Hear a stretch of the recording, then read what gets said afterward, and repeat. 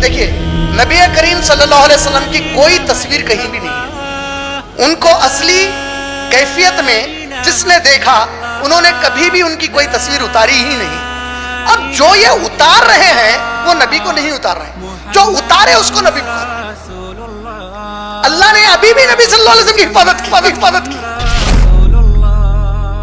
یعنی گویا جو دانشور باز لوگ تھے یورپ کے، ان کو اس بات کا بہت گہرائی سے احساس تھا اور آج بھی ہے. سوئی ہوئی قوم صرف ہماری ہے، سوئی ہوئی نہیں بلکہ کوما میں ہے ہماری قوم. ان کی قوم جاگی ہوئی ہے، ان کے دانشور تھنک ٹینکس جاگے ہوئے ہیں. ان کو اس بات کا پوری طریقے سے احساس ہے کہ یورپ کے لیے کبھی بھی آنے والے دنوں میں، چاہے وہ 100 سال کے بعد ہو یا 500 سال کے بعد ہو، اگر کوئی بھی چیز یورپ کو چیلنج بن سکتی ہے تو صرف اور صرف اسلام ہے. جس کا معنی ہے، وہ کتاب میں اس نے جملہ کہا، یہ کہنا یا یہ جملہ لوگوں میں عام کرنا کہ مغربی تہذیب سب سے کامیاب تہذیب ہے، یہ سب سے گھٹیا جھوٹ ہے. بولا اس سے بڑی کوئی جھوٹی نہیں ہے، بولا سب سے گھٹیا جھوٹ ہے. بولا کیونکہ وہ جواب میں کہہ رہا ہے، کیونکہ جس وقت سارا یورپ اندھیرے گفاؤں میں بیٹھا ہوا تھا، اس وقت مسلمان اسلام کو لے کر ساری دنیا میں چمکے ہوئے تھے. اسپین سے لے کر انڈیا تک اسلام کا بول بالا. خود کے کردار پر ڈال کر پردہ یہ مسلمان، خود کے کردار پر ڈال کر پردہ یہ مسلمان چیخ و پکار ہے کہ زمانہ خراب ہے.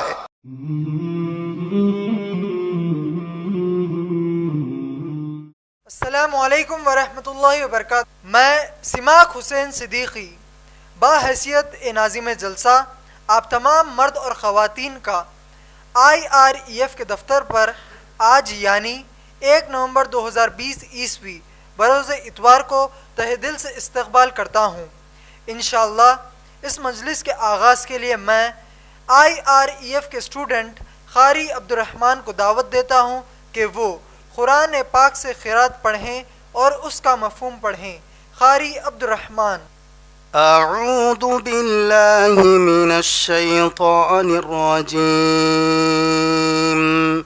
بسم اللہ الرحمن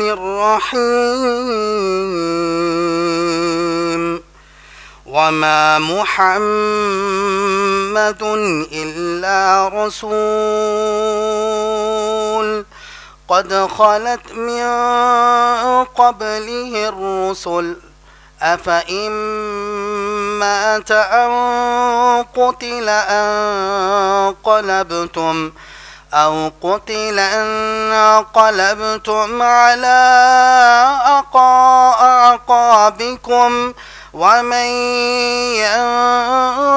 ينقلب على عقبيه فلن يضر الله شيئا وسيجزي الله الشاكرين. أعوذ بالله من الشيطان الرجيم. لقد جاءكم رسول من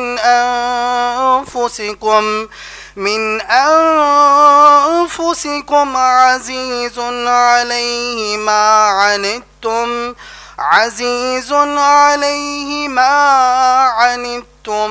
حريص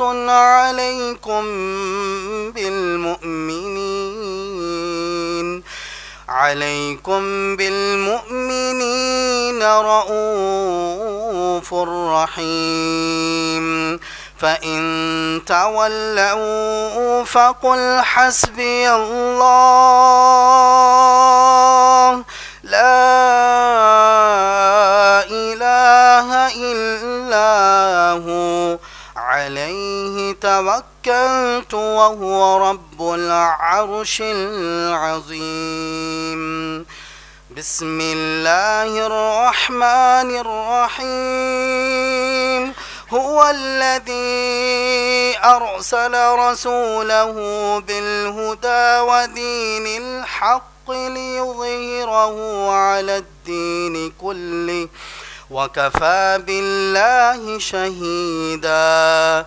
محمد رسول الله والذين معه أشداء على الكفار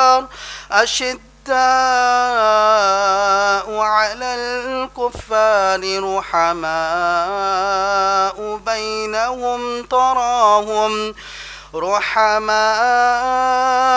بينهم تراهم ركعا سجدا يبتغون فضلا من الله ورضوانا.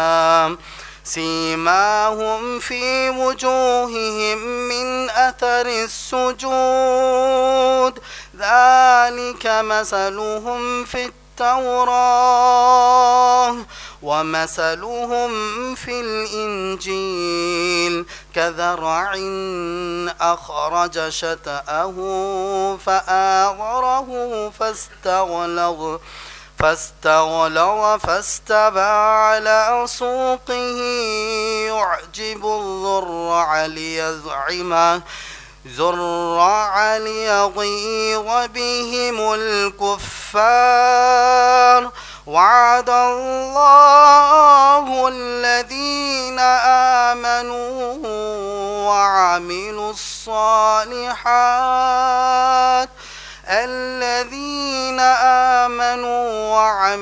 الصالحات منهم مغفرة وأجرا عظيما. آئیے اب میں ان آیات کا اردو میں مفہوم سناؤں. شروع اللہ کا نام لے کر جو بڑا مہربان نہایت رحم والا ہے، اور محمد صلی اللہ علیہ وسلم اللہ کے رسول ہی تو ہیں، اور آپ سے پہلے بھی بہت سے رسول گزر چکے ہیں. سو اگر آپ کا انتقال ہو جائیں یا آپ شہید ہو جائیں تو کیا تم لوگ الٹے پاؤں پھر جاؤ گے؟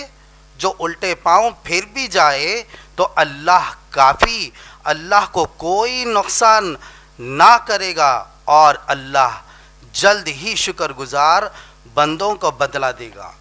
تم ہی میں سے تمہارے پاس ایک رسول پہنچے ہیں جن کو تمہاری تکلیف بڑی گرہ گزرتی ہے، جو تمہارے نفع اور بھلائی کی بڑی خواہش رکھتے ہیں اور مومنوں پر بڑی شفقت اور مہربانی رکھتے ہیں.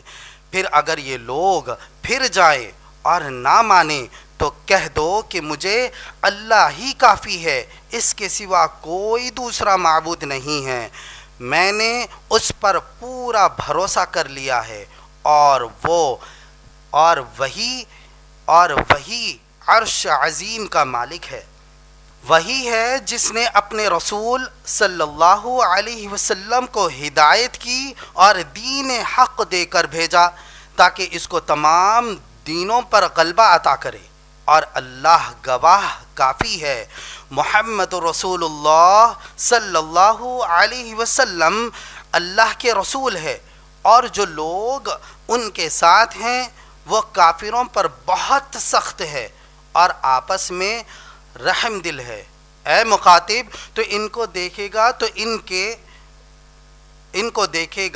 ان کو رکوع، سجود اور اللہ کا فضل اور اس کی خوشنودی کی طالب میں مشغول پاؤ گے. سجدوں کے اثرات ان کے چہروں پر موجود ہے، اور یہی اوصاف تو تورات اور انجیل میں لکھے گئے ہیں کہ گویا ایک کھیتی کی مثال ہے جس میں پہلے زمین سے اپنی سوئی نکالی، پھر وہ موٹی ہو گئی، پھر وہ اپنے تنے پر سیدھے کھڑی ہو گئی اور کاشتکاروں کو خوش کرنے لگی تاکہ کافروں کا جی جلائے۔ اس گروہ کے جو لوگ ایمان لائے اور نیک کام کرتے رہیں ان سے اللہ نے مغفرت اور بڑے اجر عظیم کا وعدہ فرمایا ہے۔ اسی کے ساتھ میں اپنا مفہوم ختم کرتا ہوں۔ السلام علیکم ورحمۃ اللہ وبرکاتہ۔ اس سے پہلے کہ میں میرے والد جناب عمران صدر IREF کو بیان کی دعوت دوں، آپ تمام کو IREF کا مختصر تعارف دیتا چلوں۔ الحمدللہ IREF یعنی Islamic research and educational foundation February 1998 عیسوی میں قائم کیا گیا اسلام کا دعوتی ادارہ ہے، جس کا بنیادی مقصد ہے غیر مسلمانوں کو اور گمراہ مسلمانوں کو قرآن اور حدیث با فہم و منہج صحابہ رضی اللہ تعالی عنہم اجمعین دعوت دیں۔ ماشاءاللہ اسی مقصد کو حاصل کرنے کے لیے IREF حیدرآباد میں، سارے ہندوستان میں اور بے شمار باہر کے ممالک میں انگلش اور اردو زبان میں بیانات، غیر مسلمان مذہبی علم والوں سے مناظرے، مباحثے وغیرہ میں شرکت کرتا ہے یا خود IREF منعقد کرتا ہے۔ الحمدللہ جناب عمران ابھی تک USA، Canada, UK، Australia, New Zealand, Taiwan, Singapore, Malaysia, Thailand, Ireland, Scotland کے علاوہ تمام گلف ممالک میں بھی پروگرامز کیے ہیں۔ الحمدللہ IREF کے تمام کام جناب عمران پریزیڈنٹ آف IREF کے نگرانی میں ہوتے ہیں۔ سال میں ایک دفعہ ہونے والے دعویٰ ٹریننگ پروگرام میں IREF پر 200 سے زیادہ بچے اور بچیوں کو اسلام اور کمپیریٹیو ریلیجن یعنی اسلام اور تقابلی مذاہب پر پبلک سپیکر کی حیثیت سے جناب عمران نے تیار کیے ہیں۔ ماشاءاللہ آپ لوگ youtube.com/IREF ویڈیوز کو ہمارے ویڈیوز کے لیے سبسکرائب کیجئے اور 9989031373 کا واٹس ایپ نمبر کو آپ کے پاس ایڈ کیجئے اور ہم کو ایک میسج بھیجیے۔ ہمارا FB پیج ہے facebook.com/IREFPOSTS۔ ماشاءاللہ جناب عمران کی پہلی اہلیہ یعنی میری والدہ محترمہ ندا گھریلو خاتون ہیں، جبکہ دوسری اہلیہ محترمہ امت المتین کی نگرانی میں IREF کا شعبہ خواتین 2005 عیسوی سے کام کرتا ہے۔ ہر سیٹرڈے کو محترمہ امت المتین اور میری بڑی بہن محترمہ سمیہ فاطمہ کے صرف خواتین کے لیے تقریر ہوتے ہیں۔ انشاءاللہ لاک ڈاؤن کی وجہ سے رکا یہ سلسلہ بہت جلد دوبارہ شروع ہو جائے گا۔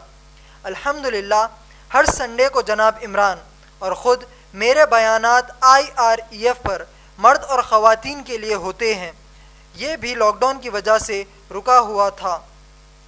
الحمدللہ آج کا جو سنڈے کا بیان ہے وہ حال ہی میں ہونے والے عالمی واقعات کے نظر میں رکھا گیا ہے، خاص طور پر جو ہمارے پیارے نبی محمد صلی اللہ علیہ وسلم کی شان میں فرانس میں دوبارہ گستاخانہ کارٹون شائع کیے گئے ہیں اور پھر اس کے بعد جو کچھ ہوا، ان سب چیزوں کو نظر میں رکھ کر آج کا بیان منعقد کیا گیا ہے۔ اب میں میرے والد جناب عمران سے گزارش کرتا ہوں کہ وہ اپنی تقریر شروع کرے، جس کا عنوان ہے محمد صلی اللہ علیہ وسلم پر جان قربان، گستاخوں کو جواب۔ جناب عمران۔ الحمدللہ رب العالمین والصلاة والسلام علی رسولہ الکریم وعلی آلہ واصحابہ اجمعین۔ اعوذ باللہ من الشیطان الرجیم، بسم اللہ الرحمن الرحیم۔ قل ان کنتم تحبون اللہ فاتبعونی یحببکم اللہ ویغفر لکم ذنوبکم واللہ غفور الرحیم۔ رب اشرح لی صدری ویسر لی امری واحلل عقدۃ من لسانی یفقہوا قولی۔ اما بعد، میں میرے تمام بھائیوں کا اور میری بہنوں کا اسلامی طریقے سے استقبال کرتا ہوں۔ السلام علیکم ورحمۃ اللہ وبرکاتہ۔ یعنی آپ تمام پر اللہ رب العالمین کی سلامتی ہو، رحمتیں ہوں اور برکتیں ہوں۔ ماشاءاللہ جس عنوان کو سننے کے لیے آپ تمام یہاں پر جمع ہیں وہ ہے محمد صلی اللہ علیہ وسلم پر جان قربان، گستاخوں کو ایک جواب۔ الحمدللہ آج 1 نومبر 2020 عیسوی اگر یہ عنوان میں نے لیا ہے تو پچھلے کچھ عرصے سے جو عالمی سطح پر واقعات رونما ہوئے جو دکھنے میں آ رہے ہیں، آپ لوگ فوراً یہ محسوس کیے ہوں گے کہ شاید اسی کے ضمن میں آج کا ہمارا یہ عنوان ہے، نبی کریم صلی اللہ علیہ وسلم کی شان مبارک کو لے کر۔ اور سارے عالم کے مسلمان اس بات سے بہت بے چین اور برہم ہیں، غصے میں ہیں، ناراض ہیں۔ جو کچھ فرانس میں، جو ایک یورپ کا مشہور ملک ہے اور عالمی طاقت جو بڑے 5 ممالک کی مانی جاتی ہے، جس کو ویٹو پاور بھی ہے یونائٹڈ نیشن میں، ان میں سے ایک ہے، وہاں پر ان لوگوں نے شان رسالت ماں آپ صلی اللہ علیہ وسلم میں گستاخی کی، اور اس کی وجہ سے سارے عالم کے مسلمانوں کی دل آزاری ہوئی، اور پھر وہاں رہنے والے چند مسلمانوں نے جو ریئیکٹ کیا، جو اس گستاخی کے جواب میں عمل کیا، اس کی وجہ سے یہ اور طول پکڑا اور لمبا یہ واقعہ بن گیا، یہاں تک کہ آج ہم لوگ سب اس کے بارے میں گفتگو کرنے جمع ہوئے ہیں ماشاءاللہ۔ اگرچہ کہ ہم کوئی عالمی سطح پر، آپ اور میں عالمی سطح پر کوئی ایسی طاقت نہیں کہ میرا آج کا یہ بیان ہو جائے، تقریر ہو جائے اور ساری دنیا کے حالات پلٹ جائیں، لیکن پیارے نبی کریم صلی اللہ علیہ وسلم کی اس حدیث پاک پر عمل کرتے ہوئے جو صحیح البخاری جلد نمبر 4 حدیث نمبر 3461 والیوم 4 حدیث نمبر 3461 ہے، جو کئی مرتبہ ہم لوگ ہمارے بیانوں میں بھی سنتے ہیں، بلغوا انی ولو آیا، میری ایک بات بھی اگر تم کو معلوم ہے دوسروں تک پہنچا دو۔ تو اس حکم پر عمل کرنے کے لیے میں اس عنوان پر گفتگو کر رہا ہوں، اور میں یہ امید کرتا ہوں کہ آپ لوگ جو کچھ بھی سنیں گے انشاءاللہ اس سے وہ باتیں جس سے کہ آپ پیارے نبی صلی اللہ علیہ وسلم کا بہترین تعارف دوسروں تک پہنچا سکیں، اس بات کو یہاں سے لے کر جائیں گے، اور کسی کے پوچھنے سے پہلے آپ خود رسول پاک صلی اللہ علیہ وسلم کی شان ان کے سامنے بیان کریں گے، یہ احساس رکھتے ہوئے کہ ہمارے پیارے نبی محمد صلی اللہ علیہ وسلم جتنے میرے نبی ہیں، جتنے ہمارے نبی ہیں، اتنے ہی ان غیر مسلمانوں کے بھی نبی ہیں، پوری کائنات کے نبی ہیں۔ یہ اللہ کا احسان ہے کہ مجھے یہ وراثت میں نبی کے نبوت کا کلمہ ایمان کا حصہ بن کر مل گیا۔ جن تک یہ دولت نہیں ملی ان تک یہ دولت پہنچانا آپ کی اور میری ذمہ داری ہے۔ اب رہا جہاں تک گستاخوں کا مسئلہ، نبی کریم صلی اللہ علیہ وسلم کی شان میں گستاخی کا مسئلہ، اس پر جو بھی میں گفتگو کروں گا، ساتھ میں ایک شعر علامہ اقبال کا، اس میں سے ایک لفظ کو تھوڑا تبدیل کرتے ہوئے سناؤں گا، تاکہ اس گستاخی والے عمل کے ضمن میں اور گستاخوں کے ضمن میں ہمارا ذہن ایک دوسری طرف بھی کھلے۔ علامہ اقبال نے بڑے پیارے انداز میں کہا، خود کے کردار پر ڈال کر پردہ یہ مسلمان، خود کے کردار پر، خود کے کیریکٹرز پر پردہ ڈال لیا، خود کے کردار پر ڈال کر پردہ یہ مسلمان، چیخ و پکار کر رہا ہے زمانہ خراب ہے۔ علامہ اقبال اس شعر میں کہہ رہے ہیں مسلمان اپنی بد کرداریوں پہ تو پردہ ڈال دیا اور سارے دنیا میں چیخ و پکار کر رہا زمانہ خراب ہے۔ تیرے خود کے کردار کیا ہو گیا؟ آج زمانہ جو خراب ہوا وہ تیرے بد کرداری سے ہوا، ورنہ زمانہ تو سرے سے ہی خراب ہے، اور نبیوں کو بھیجا ہی گیا زمانے کو اچھا کرنے، اور یہ نبی کی امت بھیجی گئی اس زمانے کی خرابیوں کو دور کرنے کے لیے۔ لیکن تو جب بد کردار ہو گیا تو تیرے پکارے کا کیا فائدہ ہے؟ اس سے کوئی حاصل ہونے والا نہیں ہے۔ تو اس شعر کو بھی اپنے آپ لوگ ذہن میں رکھیے انشاءاللہ۔ ساتھ میں یہ جو پورا نبی کریم صلی اللہ علیہ وسلم کی شان میں گستاخی کا معاملہ ہے، یہ کوئی نیا معاملہ نہیں ہے، یہ پہلے بھی کئی بار ہوا، ہم سے پچھلی نسلوں نے بھی اس کو دیکھا۔ اس کی شروعات ہی اس وقت ہو گئی جب رسول پاک صلی اللہ علیہ وسلم مکے میں نبوت کا اعلان کیا۔ سب سے پہلا اگر کوئی گستاخ نبی ہے تو کوئی اور نہیں بلکہ ابو لہب ہے، جو آپ کا سگا چچا ہے۔ یہاں تک کہ اس کی اتنی گستاخی اور بدتمیزی تھی کہ اللہ رب العالمین نے اس کے اور اس کے بیوی پر لعنت کرتے ہوئے تبت یدا ابی لہب و تب والا سورہ لہب نازل کر دیا قرآن پاک میں، جو قرآن مجید کا 110 نمبر والا سورہ ہے، 111 نمبر والا سورہ ہے۔ اللہ نے اس سورہ میں نبی صلی اللہ علیہ وسلم کے چچا اور چاچی پر لعنت بھیجی اور فرمایا کہ یہ ہمیشہ جہنم کی آگ میں رہیں گے۔ کیوں؟ کیونکہ ان لوگوں نے رسول پاک صلی اللہ علیہ وسلم کی شان میں گستاخی کی تھی۔ تو سب سے پہلا گستاخ امت مسلمہ کو جو سامنے تاریخ کے اعتبار سے آیا وہ ابو لہب رہا، اور پھر اس کی گستاخی کی جرأت کی وجہ سے کفار مکہ نے بھی جرأت کی، یہاں تک کہ 13 سال رسول پاک صلی اللہ علیہ وسلم کے مکۃ المکرمہ میں تمام گستاخوں کے بیچ میں گزرے، ایسے گستاخوں کے بیچ میں گزرے جو صرف زبان سے گستاخی نہیں کرتے تھے بلکہ جرأت کیے کہ کائنات کے رسول صلی اللہ علیہ وسلم پر ہر وہ چیز آزمائیں جس سے کہ پیارے نبی کریم صلی اللہ علیہ وسلم کو تکلیف پہنچتی ہو، جسمانی تکلیف، روحانی تکلیف، آپ کے خاندان کو تکلیف دیا گیا، آپ کے احساسات کو تکلیف دی گئی، ہر وہ کوشش کی گئی جس سے کہ پیارے نبی صلی اللہ علیہ وسلم کو نعوذ باللہ ثم نعوذ باللہ ختم کر دیا جائے۔ لیکن اللہ رب العالمین نے بھی اپنا وعدہ مکمل کیا، اور اللہ تعالیٰ سے بہتر کائنات میں وعدے کو پورا کرنے والا کوئی ہو ہی نہیں سکتا، اور کائنات میں اللہ اگر کوئی چیز کا وعدہ کر لے تو پھر اللہ کو اس وعدے سے ٹلا کون سکتا ہے؟ کس کی جرأت اور کس کی مجال ہے کہ اللہ تعالیٰ کو اس وعدے سے ٹلا دے؟ اللہ نے کیا وعدہ کیا؟ سورہ کوثر، سورہ نمبر 108 آیت نمبر 3، اِنَّ شَانِئَکَ هُوَ الْأَبْتَرُ۔ کیا فرمایا اللہ نے؟ بے شک ہے میرے نبی جو بھی شانہ بشانہ ٹھہرو بولتے ہیں نا نماز میں، کاندھے سے کاندھا لگا کر ٹھہرنا، جو بھی کاندھا آپ کے خلاف اٹھے گا ہم اس کاندھے کو توڑ کر رکھ دیں گے، بولے اللہ تعالیٰ۔ آپ کے لیے کوئی نقصان ہونے والا نہیں ہے، آپ کے پیچھے آپ کا رب ٹھہرا ہے میرے نبی۔ اللہ کے نبی کی شان میں گستاخی کرنے والوں نے کافی گستاخیاں کی، لیکن اللہ نے قرآن میں وعدہ کیا۔ سورہ نشرہ سورہ نمبر 94 جب آپ پڑھتے ہیں تو اس میں اللہ نے کیا کہا؟ وَرَفَعْنَا لَكَ ذِكْرَكَ، اے ہمارے نبی ہم نے آپ کے ذکر کو بلند کر دیا ہے۔ ماشاءاللہ، جس کا ذکر اللہ خود بلند کر دے پوری کائنات مل کر اس ذکر کو چھوٹا نہیں کر سکتی اب، ماشاءاللہ۔ لیکن اس کے باوجود یقیناً انسانی فطرت ہے، یہ فطرت صرف مسلمان کی نہیں غیر مسلمان کی بھی فطرت ہے کہ اگر کوئی اسے گالی دے دے تو ایک حد تک شاید وہ برداشت کر لے، لیکن کوئی اس کی ماں کو گالی دے، اس کی بہن کو گالی دے تو وہ بالکل اپنی جگہ سے ہل جائے گا، وہ بدلہ لینے کی کوشش کرے گا، اس کی جو کچھ استطاعت ہوگی اس میں بدلہ لے گا۔ وقتیہ اگر وہ بدلہ نہیں لے سکتا، کمزور ہے، تو انتظار کرے گا اس وقت کا جب کہ وہ گالی کا بدلہ لے سکے، اور اگر اتنا کمزور ہے کہ وہ کچھ کر ہی نہیں سکتا تھا اس دنیا میں، اس پر ظلم ہوا، تو آخرت کے دن اللہ کے پاس وہ فرمان کرے گا کہ اے اللہ مجھے اس سے بدلہ لینا ہے۔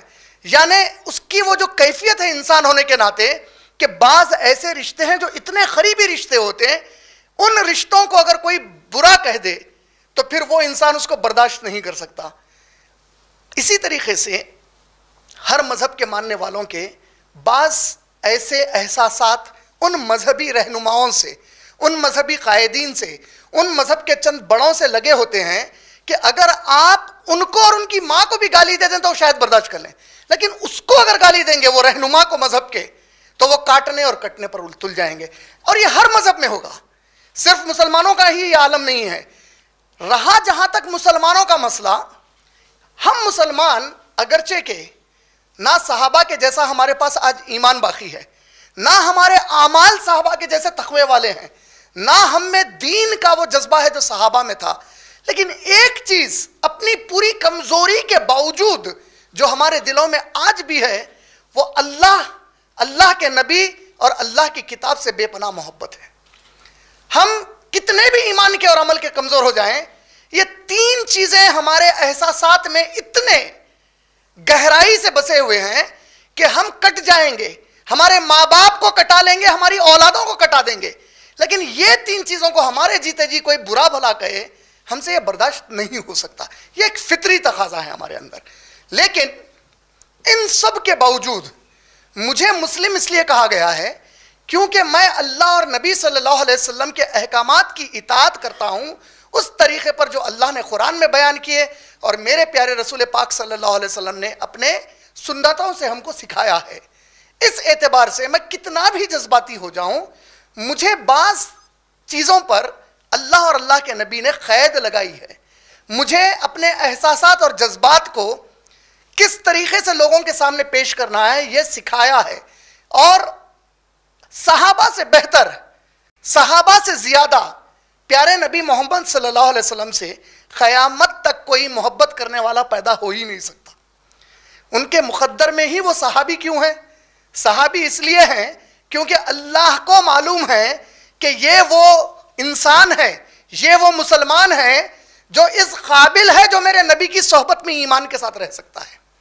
اگرچہ کئی اولیاء اللہ آئے، بڑے بڑے بزرگان دین آئے، کئی ائمہ اکرام آئے، شیخ عبد القادر جیلانی رحمۃ اللہ علیہ آ گئے، ابو حنیفہ آ گئے، امام شافعی، امام مالک، امام احمد بن حنبل آ گئے، ابن کثیر، ابن تیمیہ آ گئے، اکابر کئی اور علم والے اور تقوی والے لوگ آئے، لیکن اللہ نے ان میں سے کسی کو بھی صحابی کا مقدر نہیں دیا۔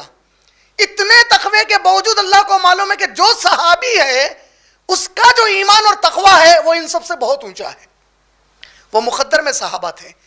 یہ احساس رکھتے ہوئے اگر ہم سیرت کا مطالعہ کریں گے تو صحابہ کی زندگیوں میں جب کبھی گستاخیاں ہوتی تھیں تو صحابہ نے ان گستاخوں کے خلاف احتجاج کیسے کیا، صحابہ نے ان گستاخوں کا جواب کیسے دیا، صحابہ نے ان گستاخوں کو کس طرح سے گستاخی کا بدلہ لیا، یہ جب تک ہم سیرت کا مطالعہ نہیں کریں گے ہم اس کو سمجھ نہیں سکیں گے۔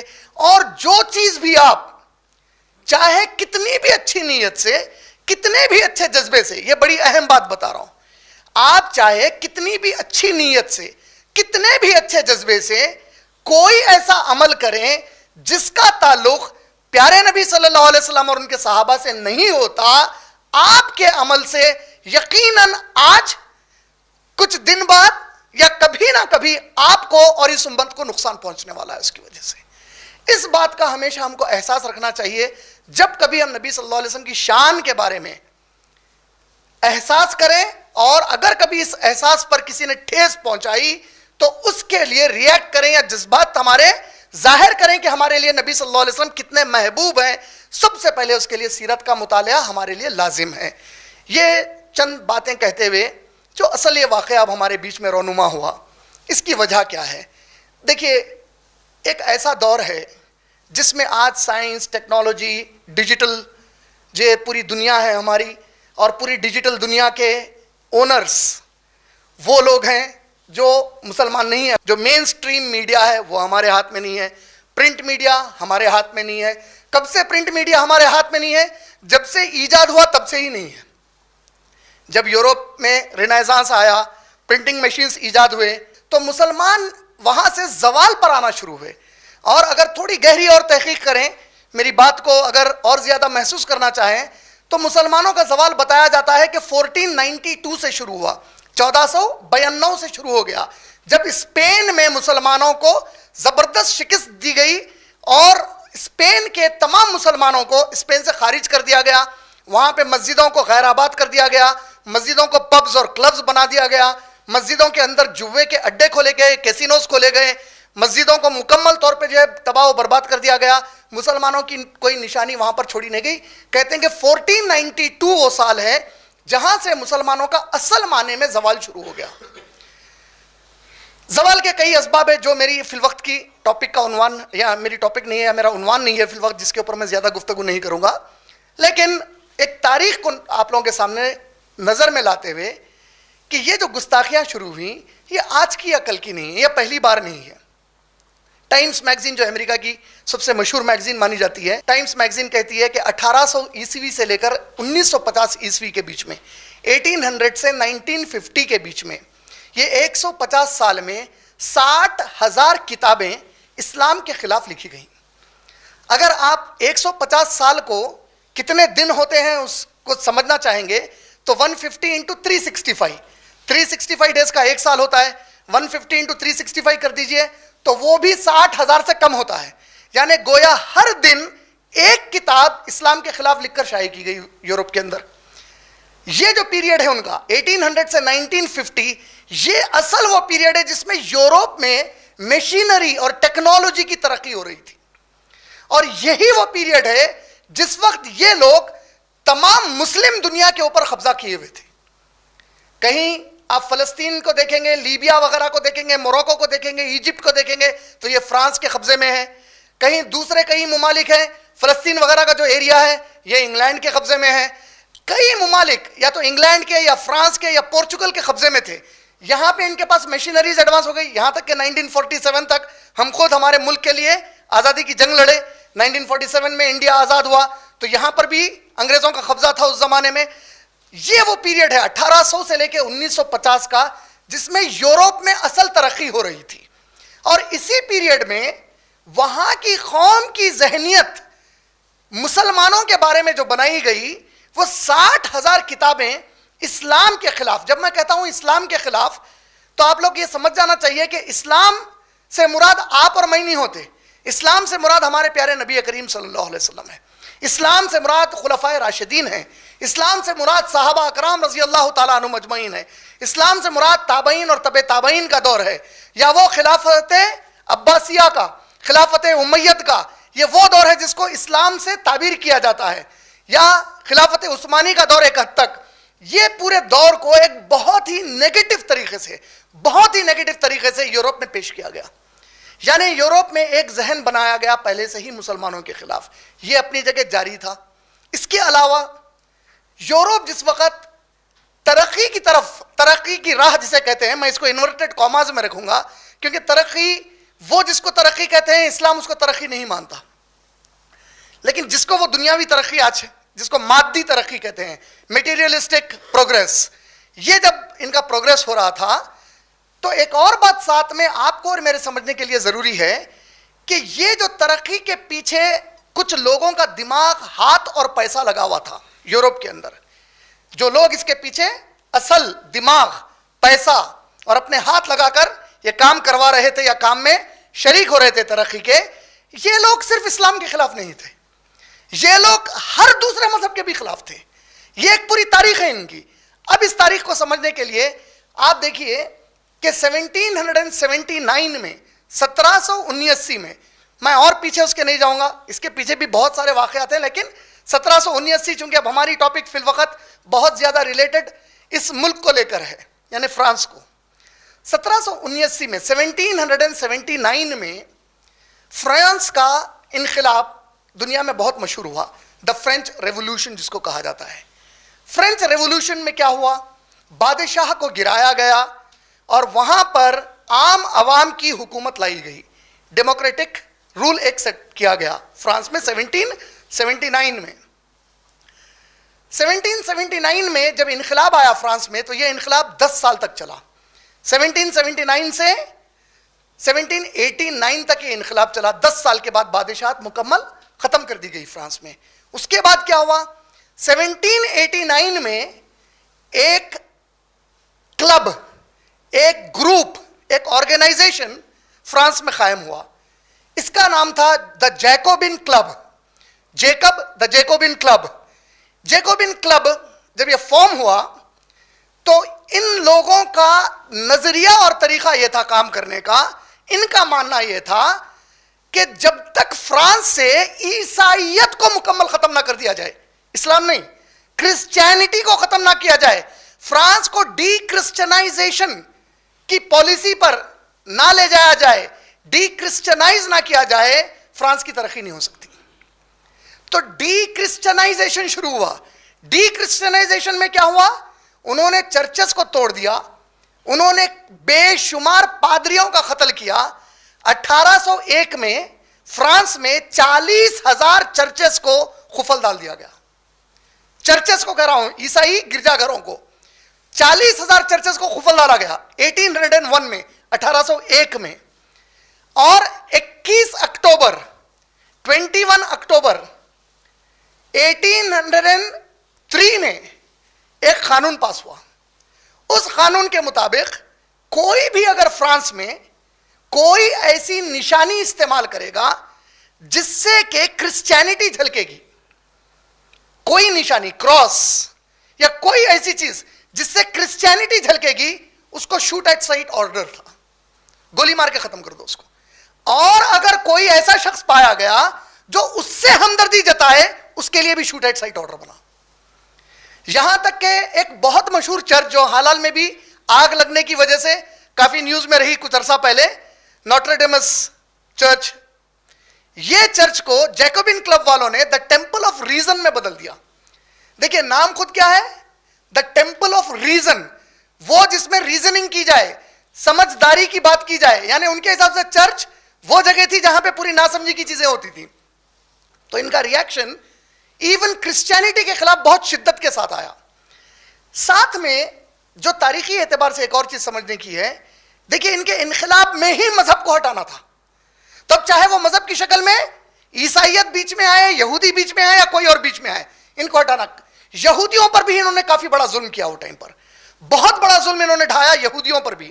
یہاں تک کہ آج بھی آپ دیکھیں گے کہ جو فرانس میں یہودی جیوز رہتے ہیں، ان کو اسرائیل کی گورنمنٹ کی طرف سے آفر ہے کہ پوری طریقے سے فرانس چھوڑ کے آ جاؤ، ہم تم کو یہاں پہ سٹیزنشپ امیڈیٹلی دیں گے.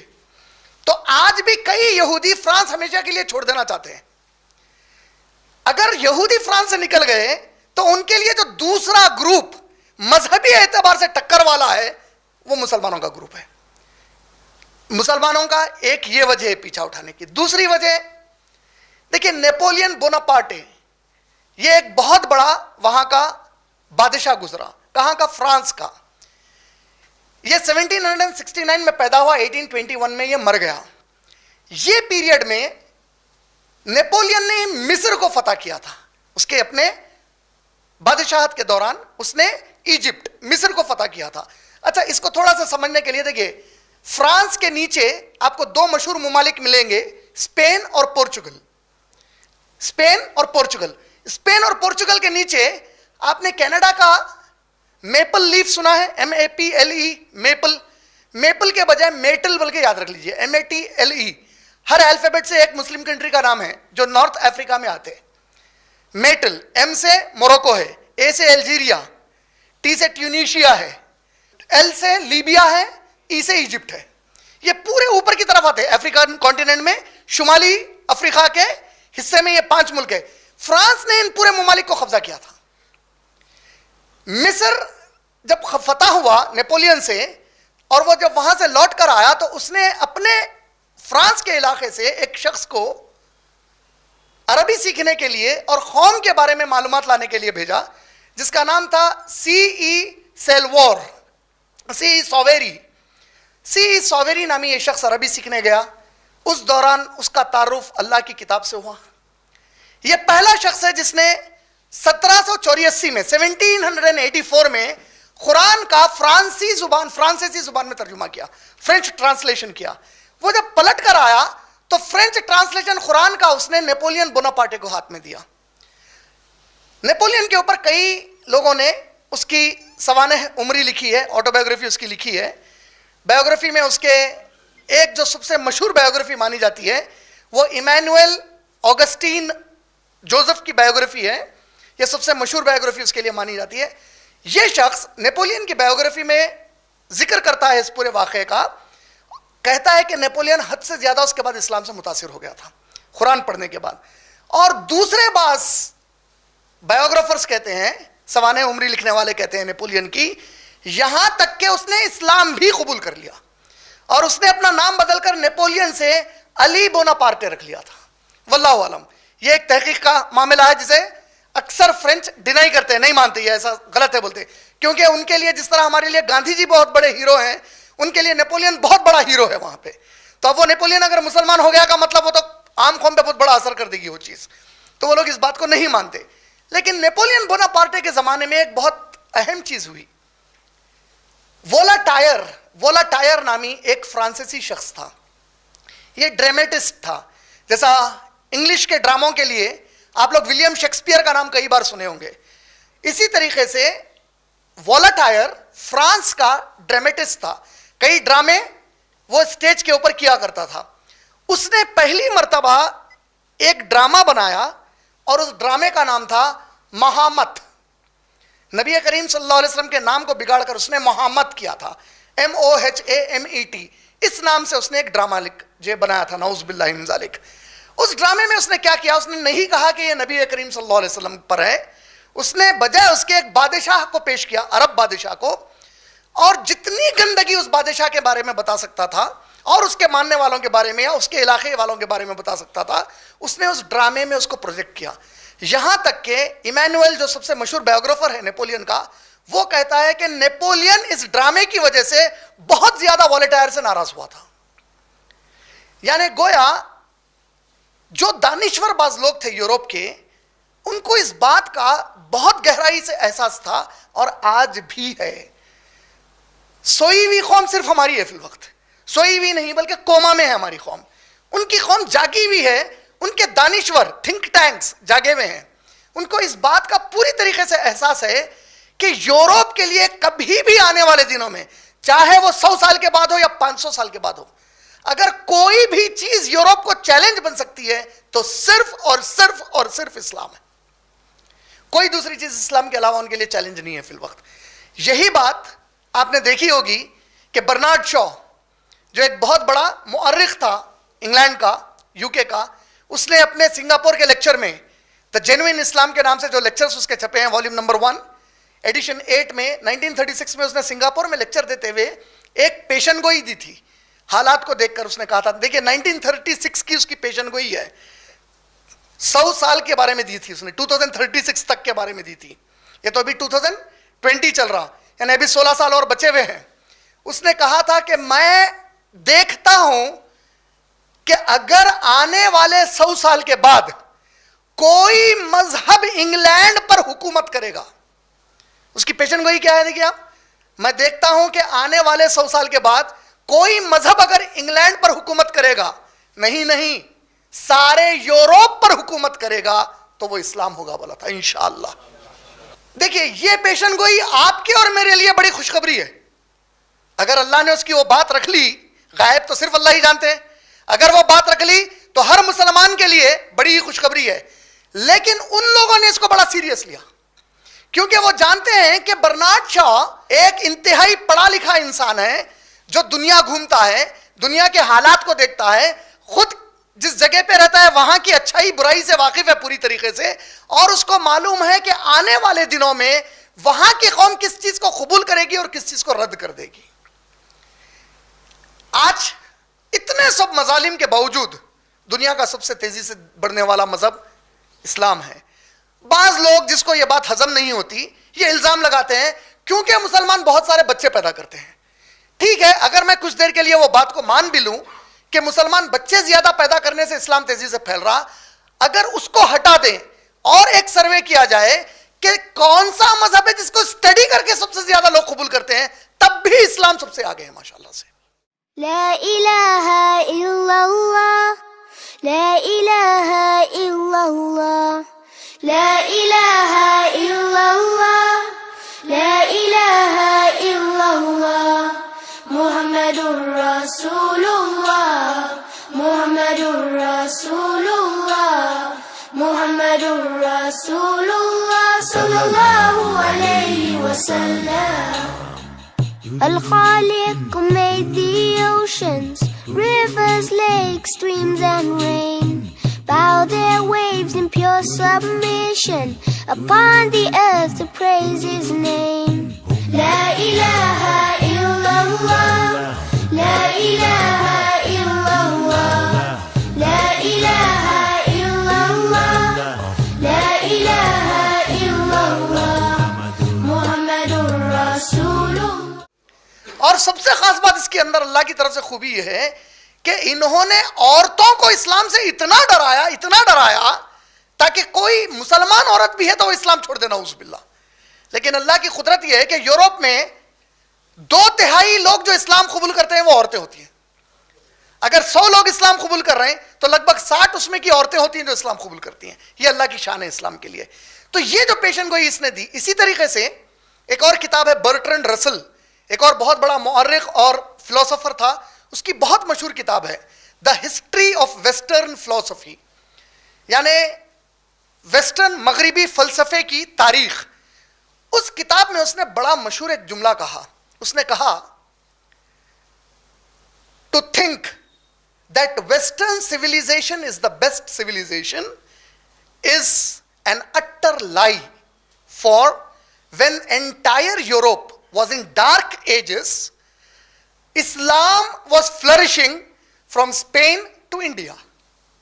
جس کا معنی ہے، وہ کتاب میں اس نے جملہ کہا، یہ کہنا یا یہ جملہ لوگوں میں عام کرنا کہ مغربی تہذیب سب سے کامیاب تہذیب ہے، یہ سب سے گھٹیا جھوٹ ہے. بولاؤ، اس سے بڑی کوئی جھوٹی نہیں ہے، بولا سب سے گھٹیا جھوٹ ہے. بولاؤ، کیونکہ وہ جواب میں کہہ رہا ہے کیونکہ جس وقت سارا یورپ اندھیرے گفاؤں میں بیٹھا ہوا تھا، اس وقت مسلمان اسلام کو لے کر ساری دنیا میں چمکے ہوئے تھے.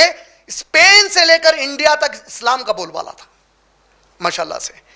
تو یہ جو تہذیب مسلمانوں نے ساری دنیا کو دی، اس وقت تو یورپ پورا سویا ہوا تھا، لیکن جب وہ جاگے تو ہم سو نہیں گئے بلکہ کوما میں چلے گئے ہم لوگ فی الوقت. اللہ حفاظت کرے. یہ جو فرانس کی تاریخ ہے، یہ تاریخ کو ذہن میں رکھتے ہوئے اگر آپ دیکھیں گے یا یورپ کی تاریخ کو ذہن میں رکھتے ہوئے دیکھیں گے، تو ان کے پاس صرف اسلام کی دشمنی نہیں بلکہ ہر مذہب سے بدزنی ہے. یہی وجہ ہے کہ ناستکوں کی تعداد اکثر وہیں پہ زیادہ پائی جاتی ہے. ناستک ایتھسٹس جو کسی بھی خدا کو نہیں مانتے. اور آج سے ایک 20 سال پہلے کی یہ کیفیت ہو گئی تھی کہ اگر کوئی آدمی یونیورسٹی سے فارغ ہے، اگر وہ MSc کیا ہوا ہے، سائنٹسٹ ہے، بہت ہائیلی کوالیفائڈ کوئی فلاسفر ہے، PhD کیا ہوا ہے، تو ایلیٹ جس کو کہتے ہیں ہم، اکابرین جو ہوتے ہیں معاشرے کے، ان کے درمیان بیٹھ کر خدا کے بارے میں گفتگو کرنا، دل میں جو آئے اللہ کے بارے میں بول دینا، یا جو ہے اللہ کا انکار کر دینا، مذاق اڑانا، یہ پڑھے لکھے لوگوں کی شان مانی جاتی تھی. اسٹیٹس سمبل ہے. آپ جتنا مذاق اڑائیں گے، جتنا انکار کریں گے مذہب کا یا اللہ کا، آپ اتنے زیادہ قابل مانے جاتے تھے اس زمانے میں. لیکن ابھی لیٹسٹ پیو ریسرچ بتا رہی کہ ایتھیزم بالکل ڈراپ ہو رہا ہر طرف، اور مذہبی عقیدے ہر طرف پھر سے دوبارہ بڑھ رہے ہیں ماشاءاللہ. پیو ایک آرگنائزیشن ہے امریکہ کی، ریسرچ اور سروے میں one of the best organisations of the world مانی جاتی ہے ان کے، اور اس کے ریسرچ اکثر آتھینٹک مانے جاتے ہیں. تو ان کے ایک ریسرچ کے حساب سے سب سے زیادہ اسلام تیزی سے پھیل رہا، ان کے ریسرچ کے حساب سے ناستکوں کا لیول کم ہو جا رہا، ہر مذہب میں مذہب کو ماننے والوں کی تعداد بڑھتے جا رہی اس وقت.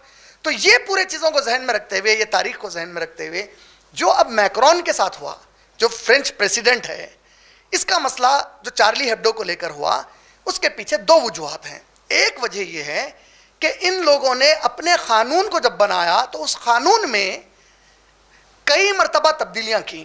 ان تبدیلیوں میں سے ایک تبدیلی یہ ہے کہ آزادی رائے، the freedom of speech and expression. The freedom of speech and expression کا مطلب یہ ہے اگر کوئی آدمی اپنا کچھ خیال ظاہر کرنا چاہتا ہے، اظہار خیال کرنا چاہتا ہے، تو وہ مکمل آزاد ہے، وہ کرے، اس کو کوئی نہیں روکے گا. مذہب کا کوئی ماننے والا اس کو نہیں کہہ سکتا کہ تم ہمارے مذہب کے بارے میں کوئی بات مت بتاؤ. لہٰذا اگر ہمارے ملک میں یہ قانون ہے تو ہم اس قانون کی حفاظت کریں گے، چاہے اس کے لیے اور کچھ بھی کرنا پڑے. تو ان کے جو ملک کا یہ قانون ہے، ایک انٹرنیشنل سسٹم ہے، پوری دنیا کا ایک سسٹم ہے. اس سسٹم میں کیا ہے، اگر کوئی ملک کا قانون ایسا ہے جس سے کہ عالمی سطح پر امن خراب ہو سکتا، صورتحال خراب ہو سکتی، دنیا میں فساد برپا ہو سکتا، جنگیں ہو جا سکتی، اگر ایسا کوئی قانون ہے تو وہ قانون کو دنیاوی اعتبار سے یونائٹڈ نیشنز وغیرہ کے چارٹرڈ کے حساب سے قبول نہیں کیا جائے گا. جو فریڈم آف اسپیچ اور ایکسپریشن کا انٹرنیشنل لا ہے، انٹرنیشنل قانون ہے، وہ international covenant of civil rights and civil and political rights ایک آرگنائزیشن ہے. International covenant of civil and political rights نامی ICCPR نامی ایک آرگنائزیشن ہے. اس کے ضمن میں آرٹیکل 19 جو انٹرنیشنل قانون کا آرٹیکل 19 ہے، اس قانون کے حساب سے آزادی رائے کے بارے میں ذکر کیا گیا ہے. آپ اپنے رائے کا اظہار کر سکتے ہیں، لیکن international covenant of civil and political rights ICCPR کے حساب سے آپ کی آزادی رائے اس وقت تک آپ کے لیے آپ کو اجازت ہے اس کی جب تک کہ وہ کچھ لیمیٹیشنز میں نہ ہو اور دوسروں میں امن کو برباد نہ کرے. ایک مشہور کہانی انگریزی میں ہم نے اسکول میں پڑھی تھی کہ ایک آدمی، بوڑھا آدمی ساحل پر سمندر کے کنارے روز صبح واکنگ کرتا تھا اور اپنے ہاتھ میں لکڑی لیے تیزی سے اس لکڑی کو آگے پیچھے گھماتا ہوا چلتا تھا. ایک دن اس کی وہ لکڑی پیچھے والے آدمی کے ناک کو لگ گئی، مار لگا اس کو. تو اس نے روکا اس کو، کہا کہ یہ کیا ہے، آپ نے مجھے مار دیا. تو اس نے کہا میں آزاد ہوں، میری آزادی ہے، میں ہلاؤں گا میری لکڑی. تو اس شخص نے جواب میں کہا آپ کی آزادی اس جگہ ختم ہو جاتی جہاں میری ناک شروع ہوتی. آپ کی آزادی وہاں تک ہے، جہاں میری ناک شروع ہو گئی وہاں آزادی آپ کی ختم ہو گئی، آپ اس کے آگے نہیں ہلا سکتے. تو اسی طریقے سے آزادی رائے کا مطلب واضح طور پر یہ ہے کہ آپ اس آزادی رائے کے ذریعے سے دوسروں کو تکلیف نہیں دے سکتے، دوسروں کے احساسات کو مجروح نہیں کر سکتے. ابھی جو یونائٹڈ نیشنز کے ورلڈ ریلیجنز کے جو الائنس کے ہائی ریپرزنٹیٹیو ہے، انہوں نے آج کے اپنے بیان میں کہا کہ آزادی رائے یا آزادی خیال کے ذریعے سے تم انتہا پسندی کی باتیں نہیں کر سکتے، نہ ہی انتہا پسندی کا عمل کر سکتے، نہ ہی ایسا اظہار خیال کر سکتے جس کی وجہ سے دنیا کا امن خراب ہو. تو اس کے لیمیٹیشنز بتائے گئے ہیں. دنیا کے ہر قانون میں اسی طریقے سے لیمیٹیشنز ہے. اگر آپ اسرائیل کا بھی قانون اٹھا کر دیکھیں گے تو اسرائیل کے قانون میں آرٹیکل 170 اور 173 کے حساب سے اسرائیل میں رہنے والا کوئی بھی آدمی تورات کے خلاف کوئی بات نہیں کہہ سکتا، نہ ہی کوئی ایسی گفتگو کر سکتا ہے جس سے یہودیوں کو ٹھیس پہنچے. اسی طریقے سے آپ انڈیا کا قانون لے لیجئے، انڈیا کے قانون کا بھی آرٹیکل 19 آپ کو آزادی رائے فریڈم دیتا ہے. فریڈم فار 6 تھنگز ہے، اس میں freedom of speech, freedom to practise any religion, freedom of expression پورے اسی کے تحت ہے. لیکن لیمیٹیشنز ہے، اس کے لیمیٹیشنز آرٹیکل 259 اور 259A 259 اور 259A میں اس کے لیمیٹیشنز بتائے گئے. کیا لیمیٹیشنز بتائے گئے؟ کہ تم میں سے کوئی شخص ایسی گفتگو یا ایسی حرکت نہیں کر سکتا جس کی وجہ سے کسی دوسرے شخص کو ٹھیس پہنچے یا دوسرے مذہب والوں کے مذہبی عقیدے کو تم ذلیل کرو. اس کی گنجائش نہیں دی گئی ہے. یہی چیز جب آپ انگلینڈ، یورپ وغیرہ میں دیکھیں گے، انہوں نے قوانین میں کئی بار تبدیلیاں لائیں اور تبدیلیوں کے ذریعے اس کو آزاد کرنا شروع کیے کہ بھائی مذہب کا بھی مذاق اڑایا جا سکتا ہے، کسی کا بھی مذاق اڑایا جا سکتا ہے. لیکن اس کے باوجود ہم ان سے سوال کرتے ہیں اگر یہ بات بالکل صحیح ہے، جب آپ اتنی سب آزادی دیے ہیں تو ڈبل سٹینڈرڈ کیوں ہے آپ کے پاس؟ اگر مسلمان کا مسئلہ آ جاتا ہے تو آپ کا آزادی حق دوسروں کو دینے کا پورے عروج پہ چلے جاتا، لیکن دوسروں کا جب آتا تو یہ بات نہیں رہتی آپ کے پاس موجود. آپ کے اپنے قانون کے حساب سے مذہب کو پولیٹکس میں، گورنمنٹ کی پولیٹکس میں نہیں لانا چاہیے. اتنے آپ لوگ ترقی یافتہ ممالک بن گئے. اگر منموہن سنگھ جی جب 2008 میں ہمارے پرائم منسٹر جب تھے، جب انہوں نے فرانس کا دورہ کیا تو سرکوزی وہاں کا جو پریسیڈنٹ تھا فرانس کا، تعجب کریں گے کہ اس نے کوئی ایجنڈا نہیں ہے، اچانک لیکن اس نے گفتگو چھیڑی اور اس نے کہا کہ کرسچنز کے ساتھ انڈیا میں کیا سلوک کیا جا رہا ہے. بھائی نہ وہ ایجنڈا ہے، نہ فرانس کو انڈیا کے کرسچن سے کوئی تعلق ہے، نہ ہی فرانس کے قانون کے حساب سے مذہب کے بارے میں کوئی بات کرنی چاہیے. لیکن سرکوزی کو کرسچنز کی فکر تھی اس وقت کہ ہندوستان میں کرسچنز کے ساتھ کیا کیا جا رہا، کیونکہ اس وقت جو یہاں کے بعض آتنکوادی تھے ایک مذہب کے ماننے والے، وہ آتنکوادی عیسائی مبلغین کو، کرسچن مشنریز کو مار توڑ کر رہے تھے، چرچز کے اندر توڑ پھوڑ کر رہے تھے، کرسچن مشنریز کا قتل کر رہے تھے. تو اس نے اس کے بارے میں دریافت کیا. تو اچانک بھائی آپ کون یہ سوال کرنے والے؟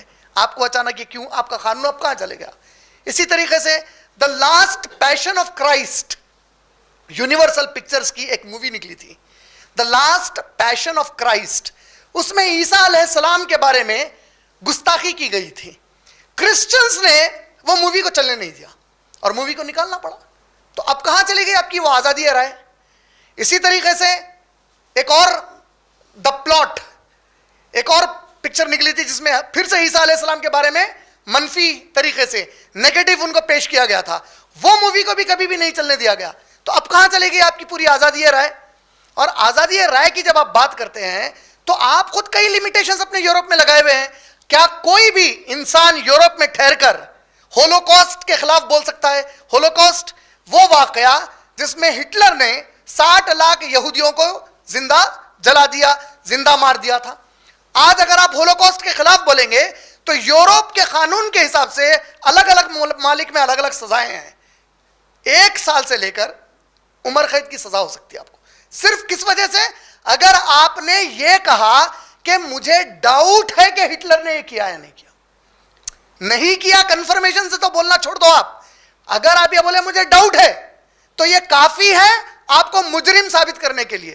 تو پھر آزادی رائے کہاں ہے آپ کے پاس؟ آزادی رائے تو ختم ہو گئی, وہ تو ہے ہی نہیں اب آپ کے پاس. اسی طریقے سے یہ جو پیپر جس کمبخت نے یہ کارٹونز چھاپے, اور ایک بات اس کے اندر دیکھیے, نبی کریم صلی اللہ علیہ وسلم کی کوئی تصویر کہیں بھی نہیں ہے. ان کو اصلی کیفیت میں جس نے دیکھا انہوں نے کبھی بھی ان کی کوئی تصویر اتاری ہی نہیں.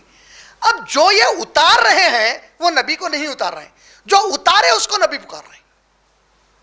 اللہ نے ابھی بھی نبی صلی اللہ علیہ وسلم کی حفاظت کی.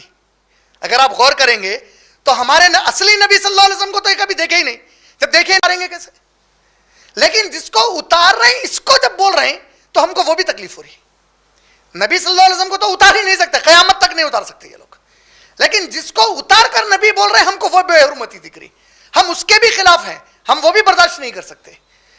تو یہ جو ان کے پاس چارلی ہیبڈو یہ پیپر ہے, یہ اصل میں 1960 میں پہلی مرتبہ قائم ہوا تھا, اور اس کا نام اس وقت چارلی ہیبڈو نہیں تھا, اس وقت اس کا نام تھا ہری کری. ہری کری نام سے قائم ہوا تھا 1960 میں. 1970 میں ان کا 18واں پریزیڈنٹ چارلی یہ مر گیا یا مار دیا گیا تھا. چارلی کا اس پیپر نے, ہری کری نے کارٹون بنایا تھا. پریزیڈنٹ کا کارٹون بنایا تو اس پیپر کو ان لوگوں نے بین کر دیا تھا. یہ پیپر 1992 میں پہلی مرتبہ چارلی ہیبڈو کے نام سے قائم ہوا. پھر سے وہی پیپر جو ہاراکیری بند کیے تھے اس کو ان لوگوں نے نام چینج کر کے چارلی ہیبڈو کے نام سے قائم کیا. پھر کچھ دنوں کے بعد یہ بین کر دیا گیا تھا. پھر 2006 میں انہوں نے اس کی شروعات کی. جب 2006 میں انہوں نے اس کی شروعات کی تو 2009 میں انہوں نے اسٹیفن نامی ایڈیٹر ان چیف کو منتخب کیا. یہ کمبخت 2009 سے لگاتار چارلی ہیبڈو میں کچھ نہ کچھ اسلام کے خلاف زہر بنا کر چھاپتے جا رہا تھا. یہاں تک کہ اس نے وہ ڈنمارک کے جو 12 کارٹون بنا کر اس کو نعوذ باللہ نبی کریم صلی اللہ علیہ وسلم سے منسوب کیا تھا کارٹونوں کو, اس نے وہ شائع کیا, وہ فساد ہوا. 7 جنوری 2015 کو 7 جنوری 2015 کو اس کو چند مسلمانوں نے جو جذباتی تھے اس کا قتل کیا اور اس کے سٹاف ممبرز کا قتل کر دیا 7 جنوری 2015 کو. جو کارٹونز انہوں نے بنائے تھے جس کی وجہ سے مسلمان اس حد تک تیش میں آ گئے, اس کا ذکر انڈین ایکسپریس نے, ہمارا جو انڈیا کا نیوز پیپر ہے انڈین ایکسپریس, 8 جنوری 2015 بروز جمعرات صفحہ نمبر 8 پر اس نے ایک رپورٹ شائع کی اور کہا کہ ننگے کارٹون بنائے گئے, برہنہ کارٹون بنائے گئے تھے نعوذ باللہ, اور پھر اس کو منسوب کیا گیا کائنات کی سب سے پیاری ذات مبارک اللہ کے بعد محمد صلی اللہ علیہ وسلم سے.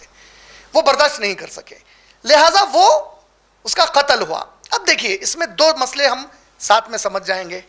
کیا قتل کرنا صحیح ہے یا غلط ہے؟ تو غلط ہے. شرعی طور پر کوئی عالم دین ہرگز یہ نہیں کہہ سکتا کہ قتل کرنا جائز ہے. کیوں؟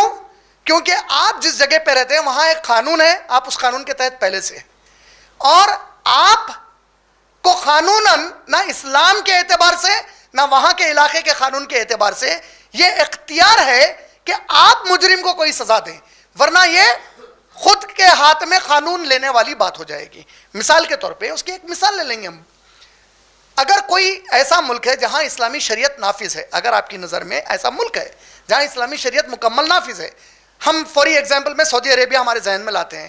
مان لیجئے سعودی عربیہ آج کا نہیں, شاہ فہد اور ان کے پہلے کا شاہ خالد, شاہ فیصل کے زمانے کا, جہاں ہیلی کاپٹر سے جو ہے پھر کر دیکھا جاتا تھا کہ نمازوں کے وقت سب چیزیں بند ہیں, نمازیں پابندی سے ہو رہی ہیں یا نہیں ہو رہی ہیں, اس طریقے سے جو کنٹرول میں ایک اسلامی قانون چلتا تھا وہاں پر, وہ پیریڈ چل رہا. اور اس دوران کسی سعودی کے گھر میں اگر چور گھسا ہے اور وہ سعودی نے اس کو پکڑ لیا چوری کرتے ہوئے, وہ چوری کرتے ہوئے ریڈ ہینڈڈ پکڑا گیا, تو کیا وہ سعودی کا گھر والا اس کے ہاتھ کاٹے گا؟ کیونکہ قرآن میں ہے ایسا. سورہ مائدہ کی آیت نمبر 30 سے آپ 32 تک جب پڑھیں گے تو چوروں کے ہاتھ کاٹنے کا 35 سے 37 تک جب آپ پڑھیں گے تو چوروں کے ہاتھ کاٹنے کا ذکر آیا. کیا وہ کاٹ دے گا؟ نہیں کاٹے گا. کیوں نہیں کاٹے گا؟ کیونکہ اس کو اسلام اور شریعت نے قانون ہاتھ میں لینے کی اجازت نہیں دی. ہاتھ کاٹنے کی ذمہ داری جو قانون ساز لوگ ہیں, جو حکومت ہے, حاکم ہے, ان کے اختیار میں وہ چیز دی گئی ہے. اسی طریقے سے یقیناً ہمارے جذبات کو بہت بڑی ٹھیس پہنچی ہے, لیکن اگر آپ قانون ہاتھ میں لیں گے تو لازم ہے جو سامنے بیٹھا ہوا ہے وہ فی الوقت آپ سے زیادہ طاقت والا ہے, وہ آپ سے زیادہ وسائل والا ہے, تو وہ جرم جس کی وجہ سے آپ نے اس کو ختم کیا وہ جرم میں اور شدت پیدا کرے گا اور گستاخیاں کرے گا اور تکلیف پہنچائے گا مسلمانوں کو. تو ایک چھوٹا غلط جذبے کا عمل اور بڑے نقصان کی طرف ہم کو ڈھکل دیتا ہے. اس لیے کبھی بھی ایسے جذبات میں آ کر ہم کو کبھی بھی قانون ہاتھ میں نہیں لینا چاہیے. جہاں تک یہ ممالک ہے, ان ممالک میں جب مان لیجئے کل آپ لوگ یہاں سے فرانس, امریکہ وغیرہ ٹریول کیے, تو ٹریول کرتے وقت آپ لوگ ویزا پیپر سائن کرتے. ویزا پیپر کیا ہوتا ہے؟ ایک معاہدہ ہوتا. کیا معاہدہ ہوتا؟ ہمارے ملک کا یہ قانون ہے, تم اگر ہمارے پاس آؤ گے تو ہمارے قانون کو مانو گے. تو آپ سائن کر کے گئے, آپ تو مان کے گئے, تو مت جاؤ. اگر آپ کو اتنا ہی وہ ہے تو مت جاؤ. لیکن جب جائیں گے تو آپ تو اگری کر کے گئے کہ میں مانوں گا قانون کو. تو آپ پہلی طریقے سے تیار رہنا چاہیے تھا کہ آپ ایسی جگہ پر جا رہے ہیں جہاں یہ سب چیزیں یہ لوگ کرتے ہیں اکثر. اور ایسی دل آزاریاں یہ لوگ ایک آدھ پکچر سے ختم نہیں کیے. جیزس کرائسٹ کے بھی کارٹونز بنائے, جیوز کے خلاف بھی کئی کارٹونز بنائے. یہ ان کے پاس آزادی رائے کے نام پہ بہت کامن ہے. اب جب یہ چارلی ہیبڈو کا جو واقعہ 7 جنوری 2015 کو ہوا تھا, جب اس کے فیصلے کا وقت آیا اور جب فیصلہ سنایا گیا تو کمبختوں نے پھر سے وہی کارٹونز کو دوبارہ شائع کیا. جب وہ دوبارہ شائع کیے اس کارٹونز کو, جو آج سے 1-2 مہینے پہلے کے واقعات ہیں, جب یہ شائع ہوئے تو پھر ساری مسلم دنیا میں, فرانس کے مسلمانوں میں پھر سے جذبات کو ٹھیس پہنچا. اور یہ اس میں ایک لڑکے کو جب پتا چلا کہ ایک کلاس روم میں سیمیول پیٹی نامی ایک ٹیچر نے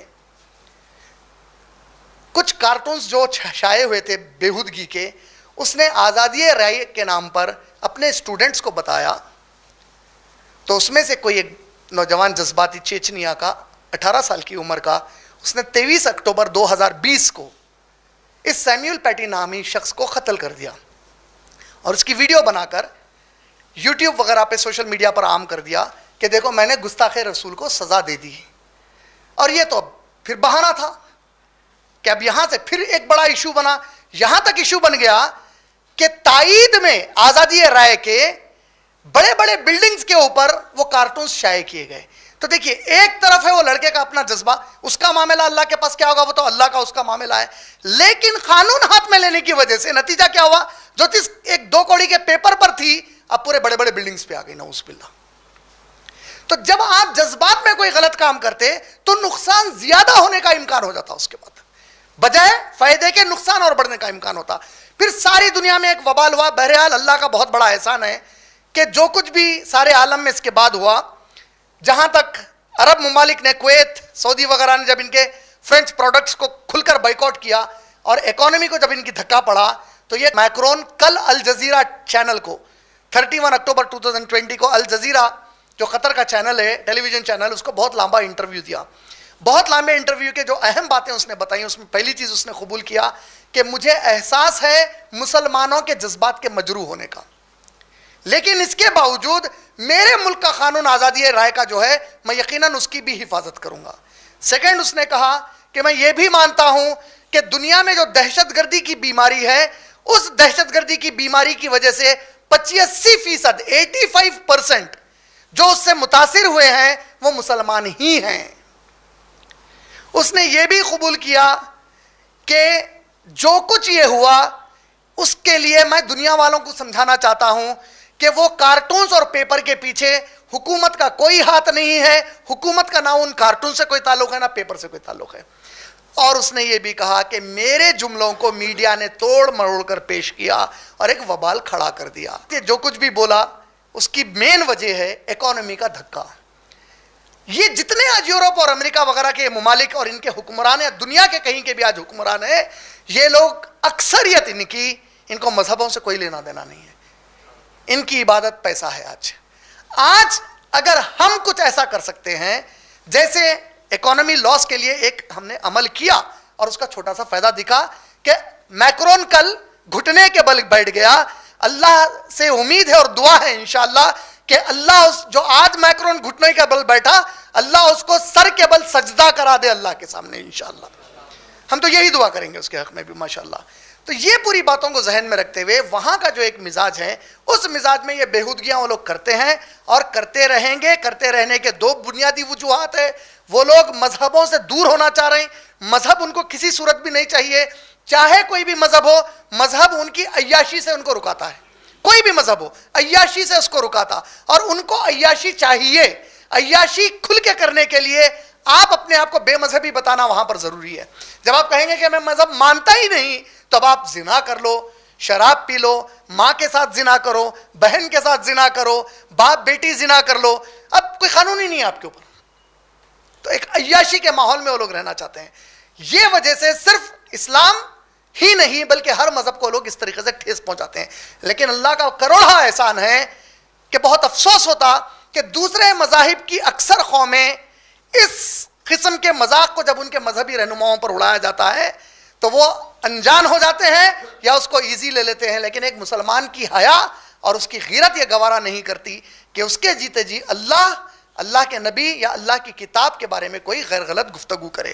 اس سب کے باوجود پھر یاد دلا دوں کہ جذبات میں آ کر کچھ بھی کرنا اسلام کی بھی تعلیم نہیں ہے اور یہ آپ کو بڑے نقصان کے اندر مبتلا کر سکتا ہے. اس کے علاوہ اگر آپ غور کریں گے تو یہی میکرون, آپ اس کا الیکشن پیریڈ اگر اٹھا کر دیکھیں گے, جب یہ الیکشن جیت کر آیا, اگر آپ تھوڑا سا وہ ٹائم پر چلے جائیں گے, جو اپوزیشن پارٹی میں میرین نام کی ایک لیڈی تھی, جو ایک پارٹی جو فرانس کی میکرون کے خلاف پولیٹیکل پارٹی لڑائی لڑ رہی تھی الیکشن میں, ان کا نعرہ ہی یہ تھا مسلمانوں کو فرانس سے نکال کر پھینکو. اس نعرے والی عورت کے خلاف اس نے الیکشن جیتا. الیکشن جب جیتا, وہ ٹائم پر الیکشن کے کیمپیننگ میں یہ مسجدوں میں گیا, مسجدوں میں قالین پر اپنے جوتے اتار کر چلا اور بولا کہ مجھے سکون محسوس ہو رہا ہے. یہ وہی میکرون ہے. اور آج اس کو پولیٹیکلی مسلمان کی ضرورت نہیں ہے, تو ایک سیکنڈ میں مسلمان ٹیشو پیپر بنا کر پھینک دیا گیا. اور مسلمان بڑے جذباتی ہوتے ہیں. پہلی مرتبہ جارج ڈبلیو بش, جس نے 9/11 کے بعد مسلمانوں کی دھجیاں اڑا دی دنیا میں پورے, یہ کمبخت جب الیکشن لڑا تو وہ بھی مسلمانوں کی مسجدوں میں گیا تھا, مسلمانوں سے بڑے بڑے وعدے کیا تھا, مسلمانوں کو بولتا تھا میں آپ لوگوں کے لیے مسجدوں کے اندر فلاں جو ہے لبرٹی دوں گا, فلاں آپ لوگوں کے لیے سینکشنز کروں گا, یا فلاں آپ لوگوں کو گرانٹس دوں گا. یہ بڑی بڑی تعریف ہے مسلمان, ارے ایک زبردست ہمارے کو چاہنے والا مل گیا بول کے لے گیا. اس کے بعد 9/11 عراق, پوری دنیا میں ایک وبال, اوباما آیا, ارے بہت پیارا ہے اوباما, بولے جتنے مسلمان ممالک کو اوباما تباہ کرا کوئی بھی نہیں کرا. وہ ایک الگ طریقے سے جذباتی قوم ہے, اور یہی پوری دنیا میں یہی عالم ہے ہمارا. کہیں بھی آپ ہیں, ہم اگر مسلمان ہیں تو بڑے جذباتی ہیں ہم لوگ. یہاں پر بھی آپ کو آسانی سے بیوقوف مذہب کے نام پہ بنایا جا سکتا ہے. ارے وہ لوگ آ جائیں گے تمہارے گلے کاٹ دیں گے, ہم تمہارے ہمدرد ہیں. جو آپ کے ہمدرد بلکہ 70 سال سے آپ کی پیٹھ پہ ہاتھ رکھے, وہی بابری مسجد کو گرانے میں آگے رہے سب سے زیادہ. انہی کے دور میں بابری مسجد گری, انہی کے دور میں اسرائیل کی آفیشیل ایمبیسی 1992 میں کھلی, ڈسمبر میں 1 دسمبر 1992. لیکن جذباتی قوم ہے ہماری, بہت زیادہ جذباتی قوم ہے. اور پھر ہمارے کردار, وہ تو پوچھو ہی مت, وہ تو پوچھنا ہی نہیں ہے. علامہ اقبال بڑے پیارے انداز میں کہتے ہیں, قلب میں سوز نہیں, قلب کہتے ہیں دل کو, سوز کہتے ہیں درد کو. قلب میں سوز نہیں, روح میں احساس نہیں. اتنے بے غیرت ہو گئے ہم, نہ دل میں درد ہے نہ ہماری روح کو کوئی احساس ہے. قلب میں سوز نہیں, روح میں احساس نہیں, کچھ ہمیں پیغام محمد کا پاس نہیں. یہ جو پیغام محمد صلی اللہ علیہ وسلم ہے, اس کا ہمیں کوئی پاس نہیں ہے. وضع میں تم ہو نصارا, وضع میں دکھنے میں تم ہو نصارا. اگر انہوں ہیپی کرسمس منائے تو تم ہیپی میلاد منائے, اگر وہ کیک کاٹے تو تم بھی کیک کاٹے, اگر وہ ناچتے ہیں تو تم بھی ناچے. جہالت کی حد, مرفوں پر ناچے نبی کے نام پر.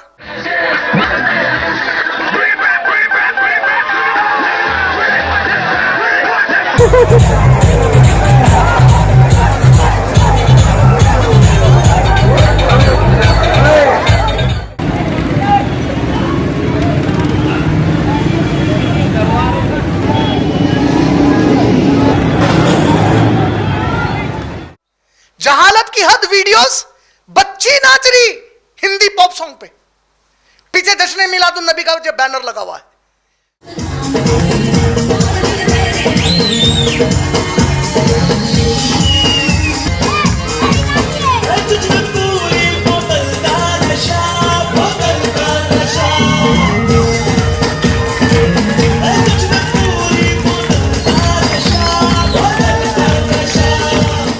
جہالت کی حد, نبی کا نام رکھ کر کیک کاٹ رہے ہیں, ہاتھ نہیں ٹوٹ گئے. جہالت کی حد, کعبہ اور مدینے کے ریپلیکاز بنا کے اس کو کاٹ رہے ہیں. یہ کون سی عید ہے رے کمبختو؟ یہ کون سا عالم, میں پوچھنا چاہتا ہوں, جو علماء میلاد کو جائز بولتے, ارے فتویٰ دیو نا کہ یہ جو کچھ یہ کمبختیں کر رہی ہیں, یہ جاہل, یہ بدتمیز, یہ گھٹیا منافقین کی صفت رکھنے والے, یہ جو حرکتیں کر رہے ہیں, باجے بجا رہے ہیں, روڈوں پہ نکل رہے ہیں, اور ان کے منہ میں اللہ کا عذاب آئے, ان کے منہ میں جہنم کی آگ پڑے. اگر میلاد نہ ہوتی تو رمضان نہ ہوتا, میلاد نہ ہوتی تو بقرعید نہ ہوتا. نہ آغاز ہوتا نہ انجام ہوتا, نہ آغاز ہوتا نہ انجام ہوتا, نہ قرآن کا جاری فرمان ہوتا, نشاں تک بھی دنیا کا باقی نہ ہوتا. محمد نہ ہوتے تو کچھ بھی نہ ہوتا, یہ سب ہے میرے کملی والے کا صدقہ. محمد نہ ہوتے تو کچھ بھی نہ ہوتا. ارے کمبختو, اللہ کو محتاج بنا دیا تم لوگ. وہ جملے بول رہے ہیں جو نہ کبھی نبی بولے, نہ صحابہ بولے, نہ خلفاء بولے, نہ ائمہ بولے, نہ شیخ عبد القادر جیلانی بولے, نہ نظام الدین چشتی رحمت اللہ علیہ بولے, نہ معین الدین چشتی رحمت اللہ علیہ بولے, نہ کوئی اور ولی اللہ بولے. وہ جملے بول رہے ہیں. کون سی عید ہے تمہاری یہ؟ آج غیر مسلمانوں کے بیچ میں تمہاری یہ میلاد کی عید میں اور جنماشٹمی میں, رام جنم نومی میں کیا فرق رہ گیا؟ تم وہی طریقے سے تو کر رہے ہیں. تم کون سا اسلام بتائیں گے ان لوگوں کو؟ تمہارے اعمال دیکھو, خبریں اتنی اونچی, اور اللہ کے نبی کہہ رہے ہیں کہ خبروں کو زمین دوز کرو. آج یہ بات کرنے والا دہشت گرد ہے, آج یہ بات کرنے والا وہابی ہے. اچھا چل میں وہابی, تو کیا جنتی ہے رے؟ تو کیا ہے رے بھائی؟ تو نبی کا کھلا نافرمان ہے. یہ جتنے عیاش پرسوں میلاد میں جھنڈے لے کے پھر رہے تھے, ان کو مسجد میں ٹھہرا کے قسم دو کہ 5 وقت کی نماز ایک ہفتے میں بھی, ایک ہفتہ لگاتار ان کی زندگی میں پڑھے, کیا پوچھ لو ان کو. لیکن میلاد کا جلوس پورا منائیں گے, ناچ رہے ہیں. استغفر اللہ, نبی کے نام پر ناچ. سوچو آپ لوگ کہ اگر عمر ابن خطاب ہوتے تو گلے مار کے پھینک دیتے تھے, صحابہ ہوتے تو ٹکڑے کر کے پھینک دیتے تھے. یہ کیا ہے؟ یہ اسلام ہے, یہ ہمارے کردار ہے. اس کردار کے ساتھ ہم دنیا میں کون سا اسلام لانے والے اب؟ اللہ تعالیٰ پوری طریقے سے ہم کو گھیرے ہوئے ہیں اپنے علم سے. اللہ کو معلوم ہے کہ ہم کس اوقات کے ہیں اور کس قابل ہیں. آج جہاں امیدیں تھی ہماری, وہ ممالک بھی آج پوری طریقے سے ختم ہو چکے ہمارے ہاتھ سے. جن کے اوپر ایک آس تھی کہ وہ یہ ہیں جن کو ہم مثال کے طور پہ پیش کر سکتے کہ اسلام کیا ہے, آج وہاں دیکھ لو ماڈلنگ ہو رہی, مدینے کے بارڈر پہ ماڈلنگ ہو رہی. نعوذ باللہ من ذالک. کہاں ہیں ہم؟ یہی کہا علامہ اقبال نے, خود کے کردار پر ڈال کر پردہ یہ مسلمان, خود کے کردار پر ڈال کر پردہ یہ مسلمان, چیخ و پکار ہے کہ زمانہ خراب ہے. تم ایسے رہو گے تو اللہ تم پر زمانے کو مسلط کریں گے. پھر یہ کون سا آج ہمارا عمل ہو گیا؟ سوچ کے دیکھو آپ لوگ, ہم کیوں ایسے ہو گئے؟ ہم کیوں اللہ اور رسول کی طرف پلٹ کر نہیں آ رہے؟ کیا ہو گیا ہمارے آخر ذہنوں میں؟ کتنے بیان کر لو, کئی علم رکھنے والے, مجھ سے کروڑ درجے بہتر کہنے والے, ہم سن رہے ہیں ان کو, بیٹھے سنے, لیکن زندگی میں کوئی فرق ہی نہیں آ رہا ہمارے. جب یہ فرق نہیں آ رہا, جب یہ ہمارے اندر تبدیلی نہیں آ رہی, جب یہ حالات کو جو ہے اتنا سب دیکھتے ہوئے اتنے بے غیرت ہو گئے ہیں ہم کہ ہم کو احساس نہیں ہو رہا. اتنا بڑا طوفان آیا حیدرآباد میں. بھائی میرا نام محمد ندیم خان ہے. بولیے ندیم بھائی, بولیے کیا ہوا یہاں پہ؟ ہمارے ہاتھ وہاں سڑ گئے پورے. پانی کی ہائٹ یہ لیول تھی. یہ جو نٹ دکھ رہا آپ کو, یہ نٹ دکھ رہا, یہ لیول تھی پانی کی.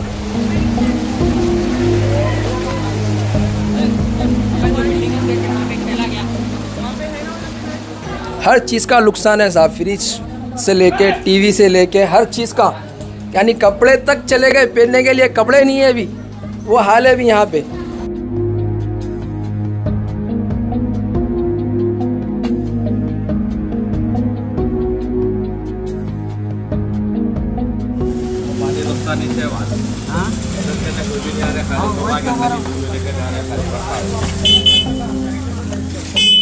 یہ کل شام سے کام کر رہے ہیں, ابھی تک کام کر رہے ہیں. اندر پورا فریج الماری سب تباہ ہو گیا, سب خراب ہو گیا. ہاں پورے گیس سلنڈر گاڑیاں چلے گئے 2 ہماری. آدھار کارڈ گم گیا, 10,000 روپے گم گئے. میں پریشان ہوں. چولہا چکی چلے گا میرا, کچھ نہیں ہے. بولے نا برقعے تک چلے گئے, ساڑیاں چلے گئے, نئے سوٹاں بچی کے چلے گئے, میری بچی کے سبالیاں چلے گئے, پیسے 10,000 روپے چلے گئے, چاول کے 2 تھیلے چلے گئے, تیل کا ڈبہ چلے گا, اور انہوں میں کچھ برتن نہیں ہے. چولہا تک یہ ہوگا, سمجھو کیا کرنا بتاؤ.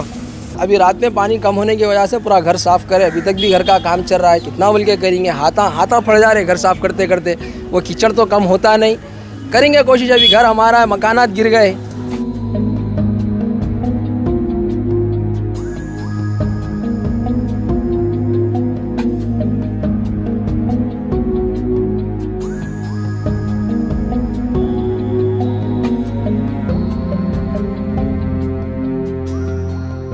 یہ ونائک ودھی رسول پورہ ہے. کل کیا ہوا بولے تو اب اچانک مطلب صبح میں 8:30 بجے تک 9 بجے تک سب نارمل تھا. جیسا 9:30 بج گئے پورا پانی سٹارٹ آنا ہو گیا. اب ہم لوگوں کو بھی آفیشیلس آ کے بولے نہیں ایسا ہے کہ یہاں پر پانی آنے والا ہے, کرنے والا. خالی نیوز میں اعلان ہو رہا تھا کہ یہاں پر پانی آنے والا ہے, کرنے والا ہے. پانی یہاں پر تقریباً اب یہاں پر تو ہم لوگ کو 5-5.5 فٹ تک 5.5 فٹ تک آ گیا تھا ہم لوگ کو پانی. جیسے اب ہم لوگ جتنا ہو سکا پورے بستی کے ینگ بچے دیکھ سکتے ہیں. اب ابھی یہاں کیا حال ہے دیکھیے, یہ پورے دیواراں گر گئے, روڈ کے وہ طرف تک ہر جگہ پانی گھس گیا. ایسی کوئی جگہ نہیں علاقے کا یہاں پر جو پانی نہیں گھسا. ہمارے ایریا کے پولیس والے آفیسرز آئے, آ کے اطلاع دیے پانی آنے والا ہے. کہ مطلب ان کو بھی کنفرم نہیں تھا کہ پانی آئیں گا بول کے. مطلب ویسے ہم کو بولے. اب ہم سمجھے تھوڑا وہ جتنا ہمارا سامان نکالنا تھا نکال لیے. اب اتنا پانی آتا تو کسی کو نہیں معلوم تھا. اتنا پانی آ گیا. صبح مارننگ 6 o'clock سے پانی اسٹارٹ ہو گیا. 8 o'clock 9 o'clock کو ہیوی پانی آنے کی وجہ سے سامان چھوڑ کے بھاگنا پڑا.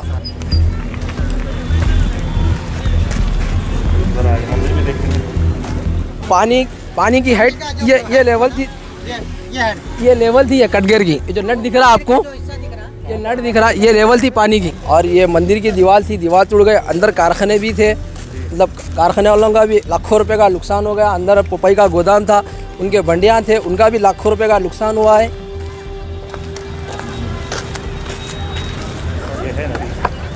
یہ ہے موسیٰ ندی. یہاں پہ بھی گھر تھے, کہیں گھر چلے گئے پانی کی وجہ سے. ہاں یہاں پورے گھراں تھے. یہ ٹوٹ گیا. یہ جو یہاں پہ دیوار تھی یہاں سے تھوڑی, وہاں پہ پورے گھر تھے, وہ گھر پورا چلے گا پانی کی وجہ سے. یہ فٹ پاتھ تھا, یہاں پہ پورے جالیاں لگے ہوئے تھے. یہاں پہ جیسا وہاں پہ لگے تھے جالیاں, ادھر بھی ایسی لگے ہوئے تھے. یہ پانی کی وجہ سے پورے جالیاں ٹوٹ گئے. یہ کیبل جو ور دکھ رہا ہے آپ کو, یہ زمین کے اندر تھا, اس کے اندر برج کے. ہاں تو یہ برج, ایک کیبل نکل گیا باہر پانی کے پریشر سے.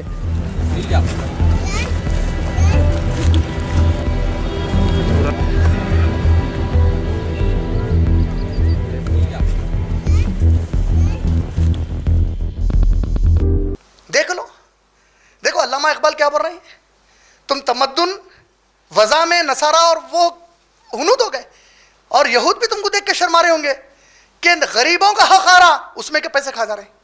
10,000 گورنمنٹ دینا چاہ رہی, اس میں سے بھی کمیشن آ لے رہے ہیں. سود کے معاملے کر رہے ہیں, زنا عام کر لیے, نکاح مشکل کر لیے. ہمارے نکاح کے پورے تقریبات دیکھو, جو تقریب ہوتی ہے ہمارے گھروں میں, مہندی, سانچاق, ناچ گانا. اور اللہ تعالیٰ سورہ انعام سورہ نمبر 6 کی آیت نمبر 123 میں کیا بول رہے ہیں جانتے ہیں؟ اللہ فرماتے ہیں کہ ہم نے ہر شہر کے اندر وہاں کے بڑوں کو, اکابر, ہم نے وہاں کے اکابرین کو شہر کے مجرم بنا کے رکھا ہے. بولے اللہ اکبر, وہ مجرم ہے. بولے اللہ تعالیٰ یمکرونا, وہ لوگ مکر کرتے ہیں, چال پہ چال چلتے ہیں, لیکن اصل وہ خود کے خلاف چال چل رہے ہیں, ان کو اس کا شعور نہیں ہے. بول رہے ہیں اللہ تعالیٰ کیا خود قیامت کے خلاف چال چل رہے ہیں, اللہ کی قسمیں کھاتے جھوٹے, اللہ کا نام لے کے جو گمراہ کرنے کو جاتے ہیں ہم لوگ. اللہ حفاظت کرے.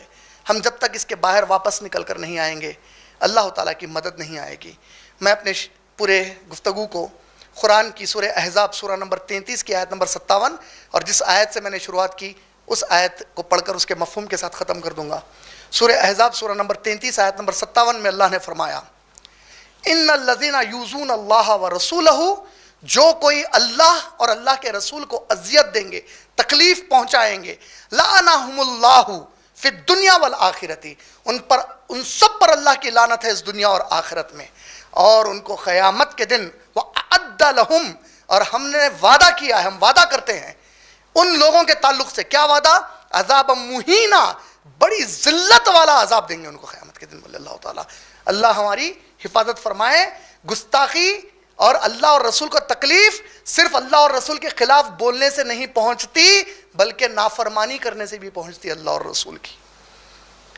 اور جس آیت سے میں نے شروعات کی سورہ آل عمران سورہ نمبر 3 آیت نمبر 31, قل ان کنتم تحبون اللہ فاتبعونی, اے میرے نبی ان سے کہہ دیجئے اگر تم لوگ اللہ سے محبت کرتے ہو تو میری اتباع کرو, یحببکم اللہ, پھر اللہ تم سے محبت کرنے لگ جائیں گے. اللہ اکبر. اللہ کسی سے محبت کرنا, اللہ تم سے محبت کرنے لگ جائیں گے, شرط نبی کی اتباع کرو, بول رہے ہیں صلی اللہ علیہ وسلم کی. وَيَغْفِرْ لَكُمْ ذُنُوبَكُمْ, تم لوگ میری اتباع کرو گے تو اللہ تعالیٰ تمہارے تمام گناہوں کو معاف بھی کر دیں گے. اللہ غفور الرحیم, بے شک اللہ بڑی مغفرت کرنے والے اور بڑے رحم کرنے والے ہیں. وآخر دعوان الحمد للہ رب العالمین. السلام علیکم ورحمۃ اللہ وبرکاتہ. لا إله إلا الله لا إله إلا الله لا إله إلا الله محمد رسول الله.